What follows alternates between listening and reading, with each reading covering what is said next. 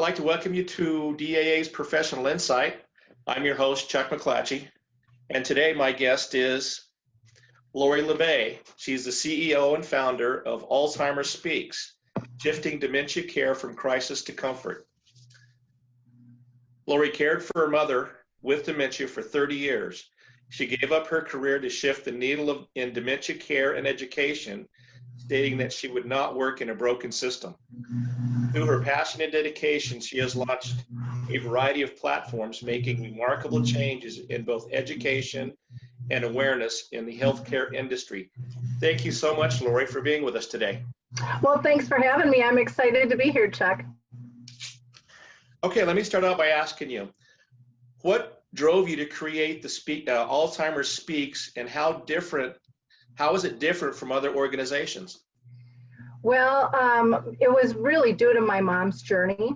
I was very frustrated as a daughter, not being able to find what I needed, and what our family needed. And so I was working in real estate at the time and was talking a lot about my journey with my mom, and people there were really saying, you need to tell your story. People have to hear this positive side, because I not that I didn't get depressed and didn't get upset. Everybody has all those frustrations. I mean, you have that with normal life, and with dementia, it's the same. But I thought there's another side to this, and I was lucky enough to find that side.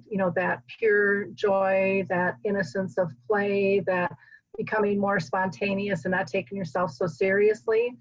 And so when I switched careers, I said, I won't work in a broken system. Well, that meant I really had to be alone in developing things, because I didn't want to get tied into the bureaucratic system, because I just didn't feel that it was functioning and serving the way it needed to.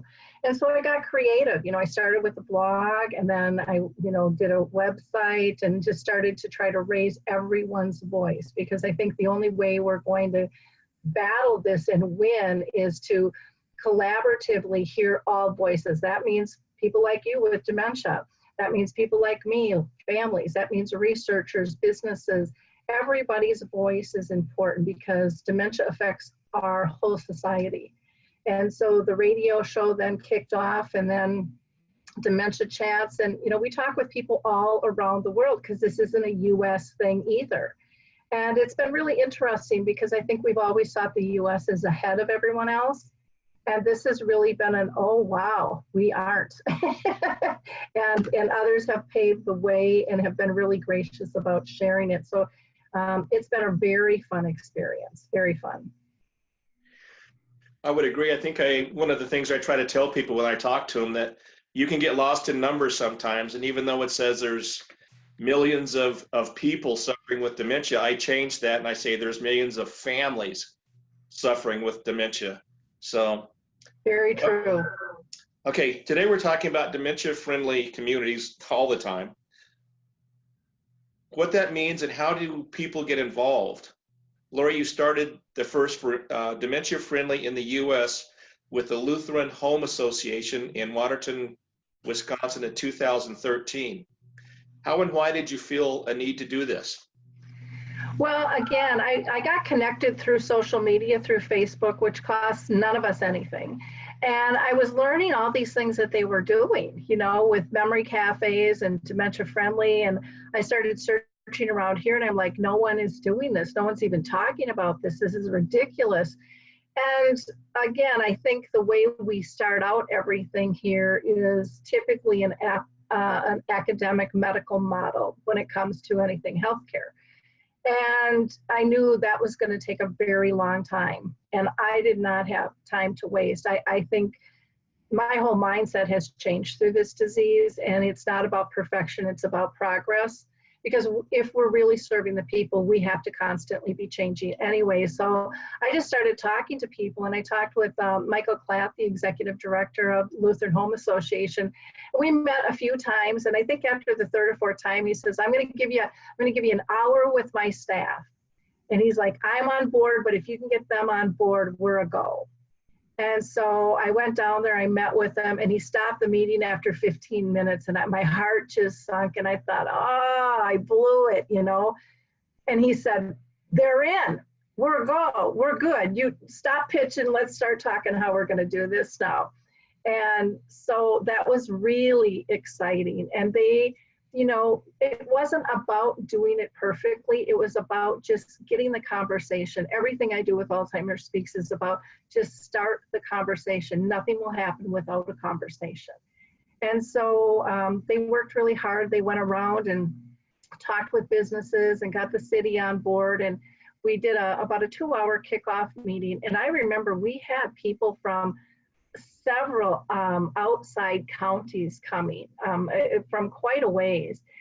And I remember after the presentation, they came up to me and they said, how did you get this off the ground? We've been talking about this for 2 years and we still don't have a mission statement. And I said, kick the mission statement to the curb and just start doing stuff, start trying, and stop trying to think, and this has been embedded in us that we have to have certain companies or organizations and certain titles in order to be effective. And I'm here to tell you the power of one is incredible, and we each have it and we each own it, and it's up to us to bring it out. What's crawling at you? You can make a difference. And so what I love about the grassroots efforts especially is there's not this box criteria that you have to fall in. There's not these time frames. And you're able to utilize resources that maybe would never come to you. But because someone's passionate, they might not have money, but they might have a lot of contacts. Or they might have venues that they can use, or they might be able to do printing, or maybe there's your graphics person. But you look at things totally different when you don't have money. And it opens up huge doors.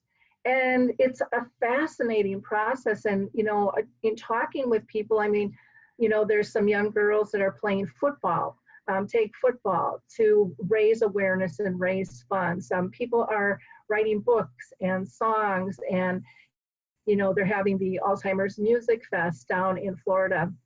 They have the RAD program, which is an international program raising money, but they're tapping into all these creative ways. Some people are just doing and knitting prayer shawls and different things to bring comfort to people, or they're getting into doll therapy, or they're bringing the music. And they're doing choirs where people with dementia are participating. They're doing plays where people with dementia and their families are participating. The arts programs are endless, and people are seeing a whole nother side. It's not this shell of a body that can't communicate. They're like, wow, I didn't know you had that, and they're thrilled to be learning from you and developing friendships with you. And that's what we need. We just need passion to move forward. And not that there's nothing wrong with the more academic medical models that are built out there. I just think that they have to be really careful not to squash the creativity, because it's the passion and the creativity, I think, that just zooms things forward. And people just go, how did you do this? And it's like, it's easy. I just started having a conversation. And then others, when they feel your excitement, it just travels. Passion travels, and people are excited when they align with liked minds, and they can do miraculous things together. So it's very exciting. Okay. Can you share others, can you share other ways people can get involved in getting and participating in education and engagement programs to remove the stigma and build engagement and understanding? Oh, sure. I think one of the biggest ways is, again, just to speak up, to not stick in your hole and just think, oh, whoa, this is me and no one understands. No one's going to understand if you don't explain it. And so every conference I'm invited to, I always ask, can we have at least a person with dementia or a panel of people with dementia, because they are our experts. I don't view myself as an expert. I know a lot, but there's a ton I don't know, and I am always learning. And you with who are diagnosed, you know what it's really like. You know how to explain it to us and show us and make us feel the difference. And I think when we get that authentic voice speaking, if it's a person with dementia, if it's a family member, or if it's a professional who just truly believes, when that passion comes across, you don't need the numbers. You know, and not that don't get me wrong, folks, I would love a cure, and I think statistics are great, but I also think they can be manipulated and they can be overwhelming to people, and they still don't sum things up. So even though we have these huge numbers of, over 5 million people in the US, we also know that a lot of people aren't even diagnosed yet.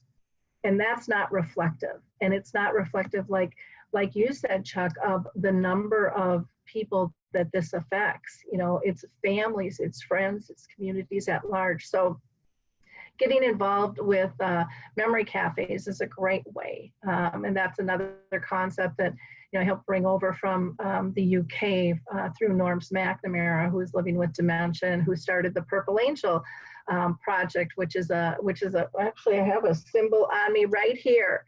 And that was something he was told couldn't happen either. And it's in more countries than we can count. And it's a symbol. It's just a symbol that gets people asking, what is that? And it opens the door again to conversation. So we have to put our fears away and realize that dementia, Alzheimer's, Lewy body, no matter what kind you're living with, is a disease, and people have to learn how to live graciously with it, both those diagnosed and their friends and family. And we can't do that if we don't have conversations. So, sometimes libraries will let people speak and do programs. Community ed is a way. Churches, clubs, all of those are ways to be able to get out there and just start a conversation and really get moving using these symbols or joining groups on social media, being able to connect and learn more from people all around the world. It's amazing. It's amazing. It's just stepping out of our comfort zone and believing that we can live better and we can help others live better. There's that moment I think we all have where, well, I don't know enough. What do I know? But with that moment, you have to realize you know something more than someone else. You're never going to know everything everyone does, but you always will know something more than someone else. And that needs to be shared. Stories need to be told so that people know what it's like. And to get rid of this, there shouldn't be shame at all with disease. I mean, my gosh, no one says, sign me up for this. That's not the way it works. I guess one of the things I would ask, why do you think it's so hard to get people living with dementia to come forward and speak? I think the best thing we can do personally is show them, by speaking with them, if I can do it, you can do it. What would you tell people that are kind of on that where they want to have a voice, but they don't know what to say, or they're afraid to? Yeah. Well, I think one of the things with our memory cafe, for example, people walk in and go, I'm not so sure I want to be here. A lot of times the care partner wants to come, but the person with dementia is like, not so much. But by the time they leave, they, and usually it's after the first meeting. Sometimes it takes two, but usually after the first meeting, they are so comfortable because the stigmas in their mind have gotten pushed away. And they see the friendships that have been developed, and we laugh and we talk about all of life. We don't just focus on dementia. You're a whole person, just like I'm a whole person. So we have to stop giving our life over to dementia and saying, this is all I am. See me, I'm dementia. No, see me, I'm Lori. See me, I'm Chuck. And we're the only ones that can control that. But the stigma is so strong out there that it's difficult for people to be able to embrace anything else. And to be honest, they don't get a ton of support from most physicians. They're set up to think, oh boy, this is the end. You know, my mom lived with it for 30 years. I know many people who have been living with it for 15, 20 years. And this is going to be more of a commonality. And again, getting back to our commonalities versus our differences.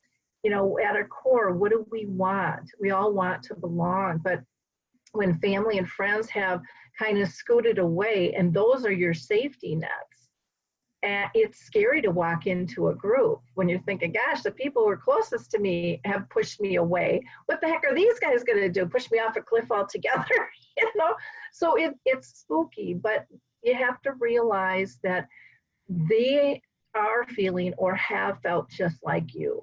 What am I going to do? This is a lonely journey. And when you align with people who are similar, who understand, no one's trying to hide anything at that point. It's like, oh, that's just my disease. And everybody gets it.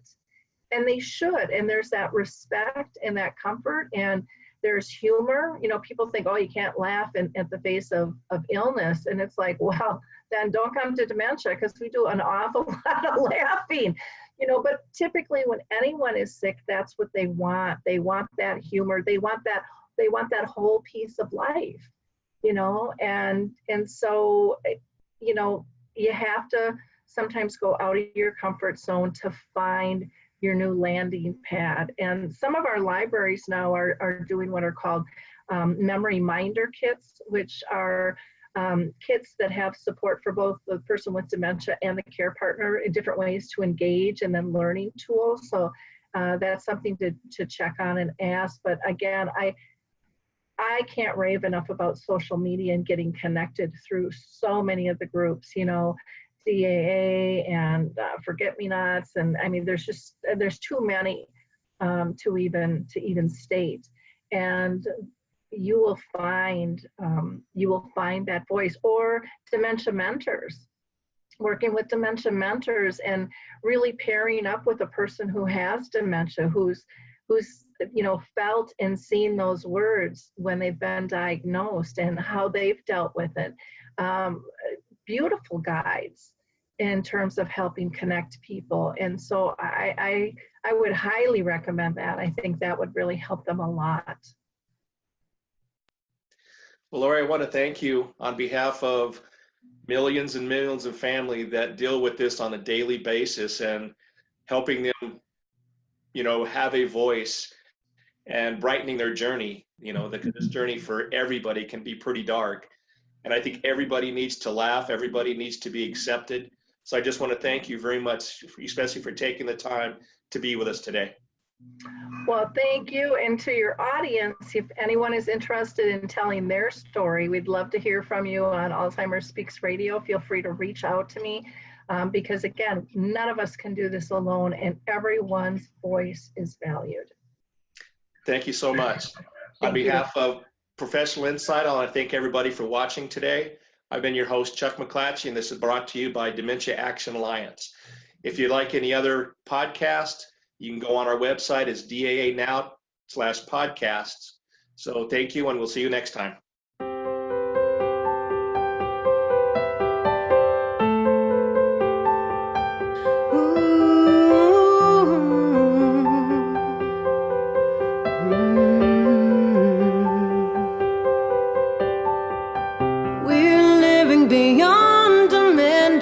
Connecting our lives to help us survive, so we